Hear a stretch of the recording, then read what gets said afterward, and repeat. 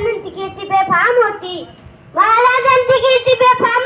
बरे मला पुतळा घाम यार कोण गाविले छन तर बाई पुटची बेगम कोणती बेगम याची याची छाती आई बर का गजाले तर तिचे अंग आलं तर बाळ झालं गप्प झालं घेईन कोणी पुढं कालं चालेंजीच मानली आलं इतके तासाला एक साजा उठला बोलला हम लाएंगे तुझे को आणि त्याला व्हिडिओ उचलला नावाच्या अफजल खान ए नावाच्या अफजल खान जिथे दक्षाचं दूध येताना खान बोलला छाती ठोकून डॉक्टर शुभाला चिरतून कोटी झाले दरबाराचे खान निघाला मोठ्या गुरमीत तर गोल झालं पायदाला थोडा फासाले बक्कल अंगी दहा चिता भर पाहणारा कापेदार झाले तेव्हा ते भेटे त्याची खानाची जेला निघाली गाव उठली तेव्हा उडवती केली आया म्हणजे जबली उठली कोण लोक नाही वाटत आता डुबाचं काय खरं नाही इकडे निजाम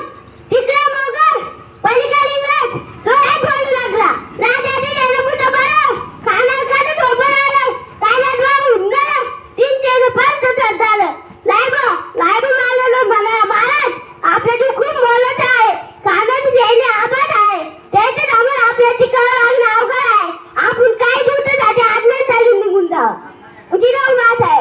या जिजाऊ मात आहे म्हणाला लायबा दुर्बा केवळ आमच्या पुतळी अवघे मला तिथानंतर स्वाभिमान आहे त्या मातेनं आपलं पुतळं गावायला तरी भेटत व्यापारी पळून जाऊ या मालाची मुलकाचं स्वाभिमान गमा करणे असं वाघिणी त्याचा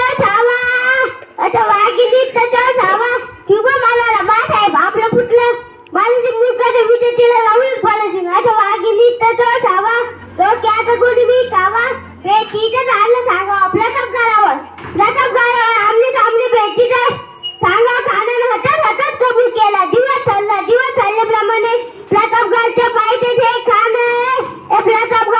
ते खान अरे बेगुमान नाही त्याला जाणीव ठेवला द्यायचं कलम स्थिती